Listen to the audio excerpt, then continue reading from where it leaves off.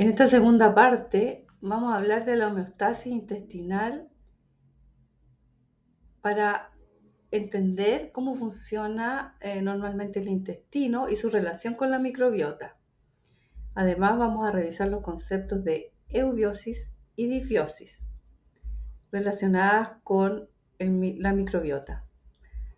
Vamos a ver cuáles son las funciones del microbioma intestinal y vamos a revisar algunas enfermedades o síndromes asociados a disbiosis.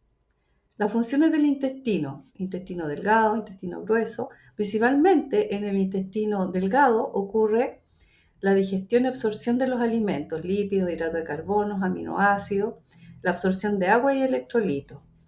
En el intestino delgado hay una serie de distintas células, ¿no es cierto?, que van a absorber, van a secretar algunas enzimas, algunas hormonas intestinales, y además está el sistema linfoide asociado al intestino que cumple la función inmunológica. ¿Ya? Y bueno, y por supuesto en el intestino delgado nos vamos a encontrar del orden de las 100.000 bacterias a 10 millones de bacterias o microorganismos por gramo de contenido del intestino. Si nos pasamos al intestino grueso, ¿qué ocurre allí? Hay algunos compuestos de los alimentos que no logran ser degradados en el intestino delgado y en el intestino grueso sí son degradados por quienes. Principalmente estamos hablando de fibra vegetal eh, que es degradada por bacterias del intestino y allí se producen entonces los llamados ácidos grasos de cadena corta, que son el ácido acético, ácido butírico y ácido propiónico. Ya en el intestino nos encontramos con mayor cantidad de microorganismos del orden de 1 billón a 2 billones de microorganismos.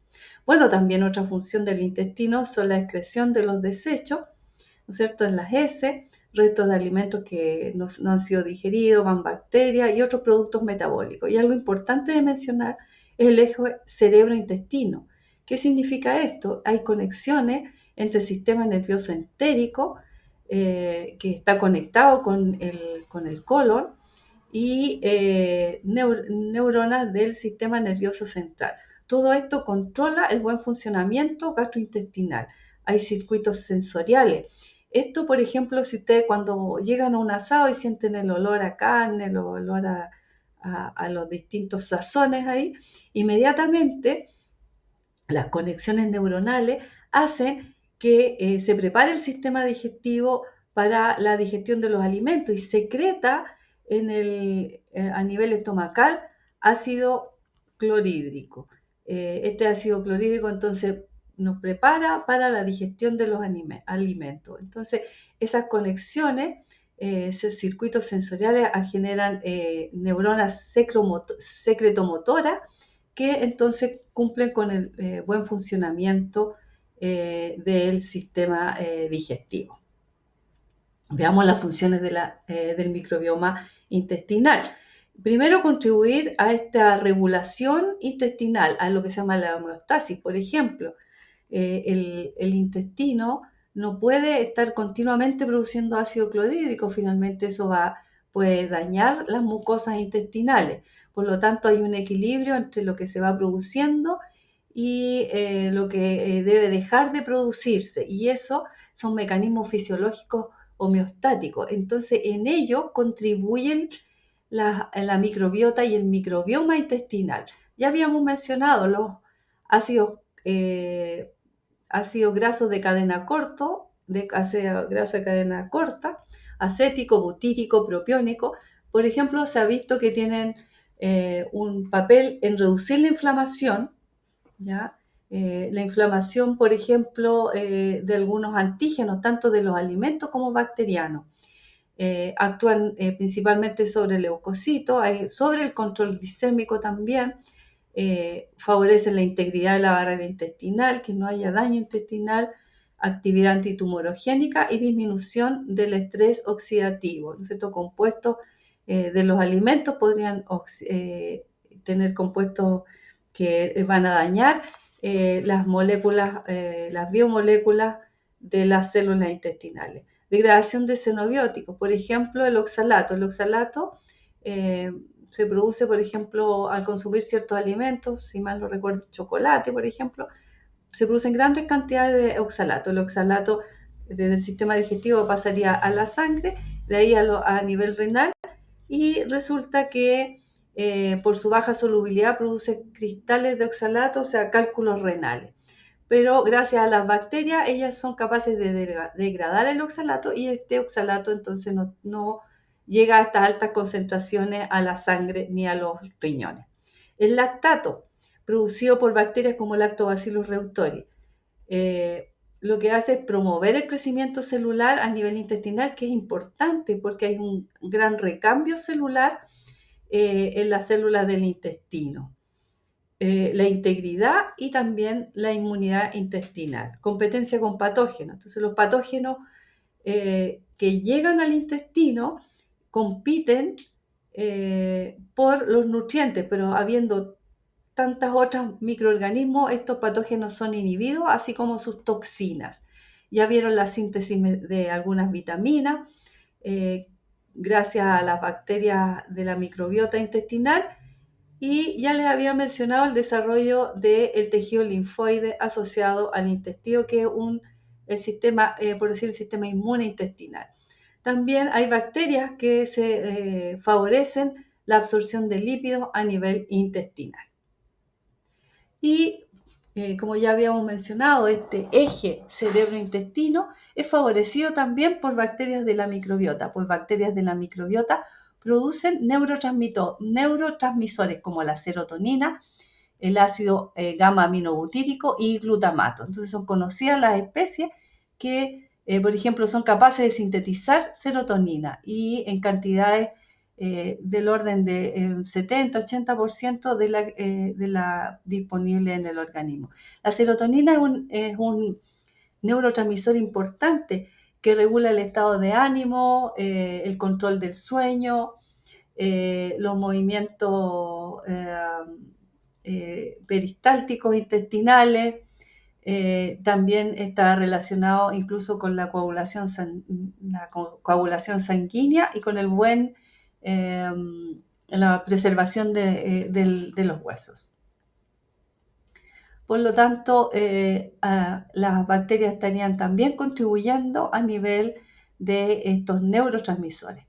Bueno, entonces quizás ahora les quedaría un poquito más claro qué es lo que es el concepto de eubiosis. Este es un estado de equilibrio dinámico, pero dentro de los componentes, ¿no es cierto?, del sistema particularmente digestivo, dentro de los componentes, en un estado de equilibrio saludable entre la microbiota, la fisiología, la respuesta inmune y el sistema nervioso.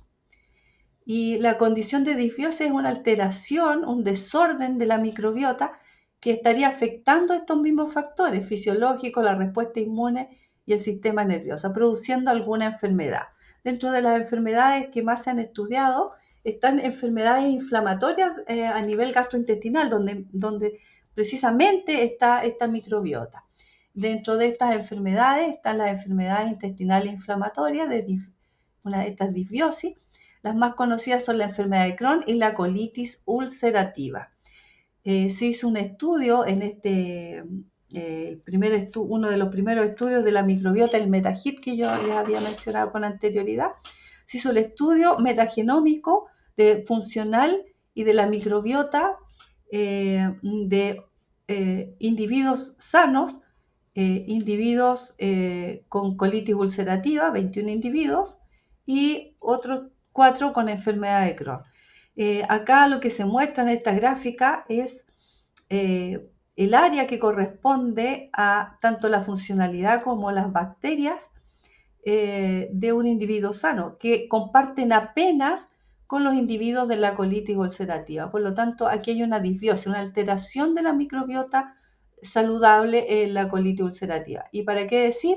Individuos con la enfermedad de Crohn se alejan totalmente de la funcionalidad y de los microorganismos presentes en los individuos saludables. ¿ya? En la enfermedad de Crohn, contarle un poco de qué se trata, esta varía en severidad, puede ir y venir abruptamente con estos síntomas como son calambre, dolor, diarrea crónica, pérdida de peso y del apetito. Hay sangramiento, fiebre y fatiga, úlcera en el tracto digestivo, abscesos e infecciones a nivel de canal anal. ¿Qué pasa con la colitis ulcerativa? Bueno, obviamente hay colitis, hay lesiones intestinales, diarrea, heces purulenta, dolor abdominal. Esas son enfermedades bastante invalidantes. Bueno, posteriormente, en el año 2022, hay otro estudio también de estas enfermedades, de estas dos enfermedades inflamatorias, pero aquí aumentan el número de individuos. Se hizo análisis entonces metagenómico con 132 pacientes con colitis ulcerativo y 191 con la enfermedad de Crohn. Y con los individuos saludables. Cuando se hizo el análisis solamente de la microbiota que corresponde a las enterobacterias, se observó que en los individuos CD, esto que está acá en azul, corresponde a los individuos con enfermedad de Crohn, UC, colitis ulcerativa, y HC corresponde a los control sanos. ¿Ya? Entonces, si analizamos acá individuos, qué pasa con las Escherichia coli en estas tres condiciones. También el análisis de la superficie indica mayor superficie, indica mayor cantidad de Escherichia coli en individuos con enfermedad de Crohn, también bastante abundante en individuos con colitis ulcerativa y mucho menor en individuos sanos. Otras bacterias también de la familia de las enterobacterias, las Klebsiella pneumoniae, Klebsiella varicola y la Klebsiella quasi pneumonia, podemos observar que también son mucho más abundantes en las enfermedades inflamatorias respecto a una mínima representación en la individuo saludable.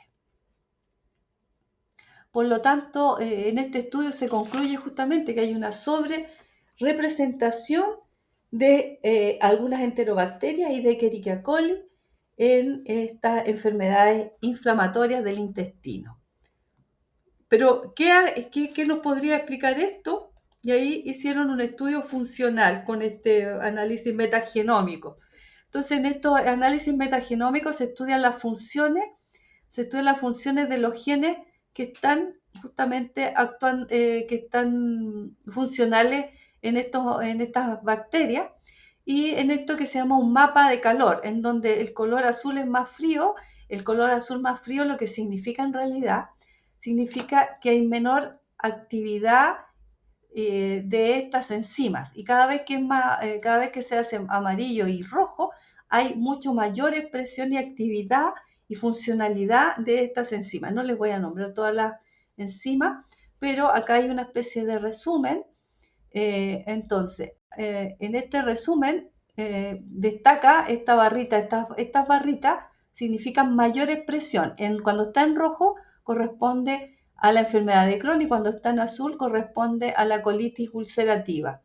Entonces, en este caso, la línea verde corresponde a los individuos saludables. Apenas es perceptible acá porque es tanto mayor la expresión, en este caso la biosíntesis del lipopolisacárido, que es la endotoxina, que es justamente un componente con mucha capacidad inflamatoria en los individuos justamente que tienen estas enfermedades inflamatorias. Entonces tiene todo sentido. Y por acá mostrarles también el peptidoglucano de las paredes, ¿no es cierto?, de las bacterias gram negativas también está muy sobreexpresado en los individuos con enfermedad de Crohn y colitis ulcerativa respecto a los saludables, que es casi imperceptible. Y lo otro también, bueno, aquí no les voy a mencionar tampoco todos, pero por ejemplo aquí está también que hay una alta biosíntesis del menaquinol, que es uno de los precursores para la biosíntesis de la vitamina K. ¿Ya? No están todas las respuestas de por qué esto, pero por lo menos lo que tiene que ver con los antígenos bacterianos en la enfermedad inflamatoria podría tener bastante sentido. Entonces, en conclusión, los estudios metagenómicos en las estas enfermedades inflamatorias dan cuenta de mayor cantidad, una disbiosis y una mayor cantidad de enterobacterias y de Escherichia coli en los individuos con la enfermedad inflamatoria, y también una mayor funcionalidad respecto a algunas moléculas bacterianas que pueden también tener un efecto inflamatorio a nivel intestinal. Pero las enfermedades inflamatorias no son las únicas que han mostrado disbiosis. Muchas enfermedades, en este caso la condición de obesidad, muestra un incremento de abundancia de Firmicutes, Bacteroidetes y otras bacterias respecto a la condición saludable, y lo que se observa es que hay demasiada producción, por ejemplo, de estos ácidos de butirato, que es uno de los ácidos grasos de cadena corta. El butirato se puede transformar, ¿no es cierto?, en azúcares y en lípidos, lo que genera la ganancia de peso. La diabetes tipo 2, la disbiosis está asociada a la baja tolerancia a glucosa, la resistencia a la insulina, que es lo típico de esta enfermedad. Se observa entonces una microbiota alterada. Acá, de todas maneras, lo que se observa en la condición no se sabe si es la microbiota la causante o la enfermedad es la que genera finalmente esta disbiosis. ¿Ya? Entonces no se sabe con qué se parte, no están esclarecidas todas las causas, si es la disbiosis la causa o en este caso las otras condiciones. Enfermedades cardiovasculares, alteración entonces de las células endoteliales. Tenemos una disbiosis, alteración de la microbiota. Fíjense que aquí hay varias cosas bastante interesantes. Está una disbiosis que está afectando el metabolismo del colesterol, promueve la producción de algunos compuestos que son producidos por las bacterias, como el N-óxido trimetilamina, altera la degradación de ácidos biliares y su metabolismo. Por ejemplo, el coprostanol, este compuesto se produce a partir de la degradación del colesterol, y este compuesto se elimina en las heces. La alto coprostanol en las heces está relacionado con bajos niveles de colesterol sanguíneo, así que esto tiene bastante interés desde el punto de vista clínico en las enfermedades cardiovasculares. Y N-óxido trimetilamina es producido a partir de alimentos ricos en grasas, alimentos cárneos, la yema de huevo, leches, etc. Este compuesto tiene un efecto directo sobre las células del sistema cardiovascular, las células endoteliales, alterando la funcionalidad. Así que está bastante interesante esto. En el cáncer también se observa una disbiosis aumentando bacterias genotóxicas. Estas bacterias genotóxicas producen compuestos citotóxicos y además genotóxicos que estarían dañando el material, el ADN de las células eucariontes. ¿Ya? Y también fíjense que hay disbiosis asociada a desórdenes neuronales o neurológicos como la depresión, ansiedad, enfermedad de Alzheimer, enfermedad de Parkinson, esclerosis múltiple y desórdenes del espectro autista. Y bueno, como nosotros ya habíamos visto, hay producción a partir de la microbiota normal de una serie de neurotransmisores que regulan el estado de ánimo. Por lo tanto, todo esto tiene sentido. En particular, entonces, las enfermedades cardiovasculares, las enfermedades inflamatorias, pueden ser afectadas entonces por lo que comemos, la baja, por ejemplo, consumo de alimentos en la dieta que tengan fibra, como los vegetales, el consumo de antibióticos y algunos compuestos de la polución ambiental pueden afectar y producir enfermedades inflamatorias. Ya respecto a una microbiota normal, ¿no es cierto?, una eubiosis, podemos llegar a una disbiosis con con la predominancia de algunas bacterias que van a alterar entonces este equilibrio, van a producir ciertos componentes bacterianos que van a generar inflamación, produciendo, por ejemplo, la citoquina, en este caso disfunción endotelial, hiperactivación de las plaquetas, que es lo que se ha visto en las enfermedades cardiovasculares. La disfunción endotelial, por ejemplo, se ha demostrado con este compuesto, el N-óxido de trimetilamina, que es producido a partir de colina, trimetilamina y carnitina que proviene de los alimentos. Entonces, todo esto genera alteraciones a nivel de sistemas cardiovascular, arteriosclerosis, falla cardíaca, enfermedad coronaria, entre otros. Bueno, y finalmente les quería hablar en este caso a nivel de tracto reproductor, a nivel de vagina. Es conocida la diversidad de microorganismos presentes, predominando el lactobacillus. Sin embargo, algunas condiciones como el uso de antibióticos, cambios hormonales, cambios de pH, pueden provocar micosis vaginal, en este caso por cándida, lo que entonces produce alteraciones, pérdida de toda esta microbiota y predominio de hifas y de estas pseudohifas de las cándidas en la micosis vaginal. Entonces aquí tenemos otro tipo de disbiosis, donde la cándida es parte también de la microbiota, pero acá debido a estos cambios, ¿no es cierto?, ya sea como les decía hormonales o antibióticos, se genera este dominio por este hongo. Resumen. En las últimas 2 décadas hay evidencia científica que la interacción de la microbiota intestinal con el hospedero tiene un efecto en la salud humana y en la enfermedad. El microbioma intestinal, cerca de 1 trillón de bacterias, tiene capacidad metabólica, síntesis de neurotransmisores, ácidos grasos de cadena corta, N-óxido trimetilamina, metabolizar colesterol y ácidos biliares, como vimos.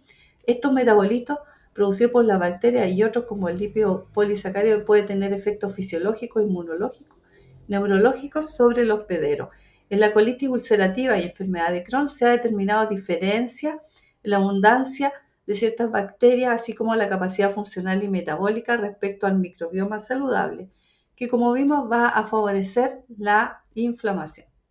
La colitis ulcerativa y enfermedad de Crohn se observa una mayor presencia de protobacterias, enterobacterias y Escherichia coli con un incremento en la síntesis de lipopolisacárido, peptidoglicano, grupo hemo, ácidos grasos respecto al microbioma saludable. Y hay antecedentes de disbiosis intestinal en una serie de otras patologías, cáncer de mama, colon rectal, próstata, enfermedades cardiovasculares, Alzheimer, Parkinson, depresión, ansiedad y desorden del espectro autista. Y cabe mencionar, ¿no es cierto?, que hay más cosas, más antecedentes por recopilar y que esta información pueda ser útil para algunas estrategias terapéuticas para mejorar las condiciones de alguna de estas patologías.